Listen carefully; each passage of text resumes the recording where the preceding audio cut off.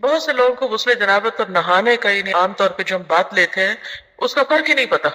تو جو ڈیلی آپ شاور لیتے ہیں یا بات لیتے ہیں دیٹ از ڈفرنٹ. لیکن جب آپ پاک ہونے کے لیے نہاتے ہیں تو وہ مختلف ہے.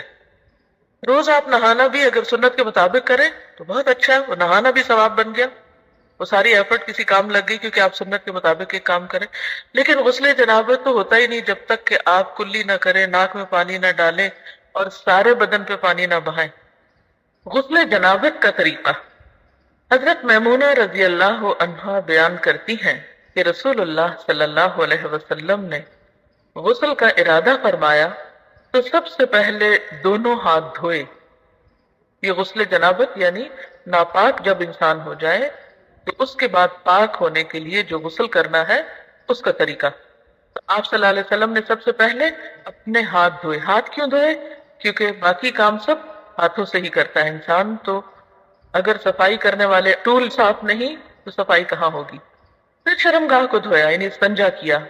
پھر بایاں ہاتھ جس سے شرمگاہ کو دھویا تھا یعنی استنجا کیا تھا زمین پر رگڑا، پھر اس کو دھویا. زمین پہ کیوں رگڑا؟ اس لیے کہ اس زمانے میں صابن اس طرح اویلیبل نہیں ہوتا تھا، تو مٹی پاک کرنے والی ہوتی ہے، مٹی کے اندر ایسی صلاحیت ہوتی ہے جو جرمز کو کل کر دیتی. تو اگر آج آپ کے پاس صابن ہے تو اس کے لیے ضروری نہیں کہ آپ مٹی پر ہی ہاتھ رکھ دیں.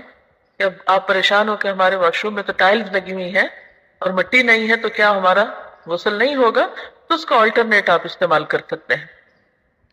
پھر کلی کی اور ناک میں پانی ڈالا، پھر چہرہ دھویا، پھر کوہنیوں تک ہاتھ دھوئے، پھر سر پہ پانی ڈالا اور بالوں کی جڑوں تک پانی پہنچایا.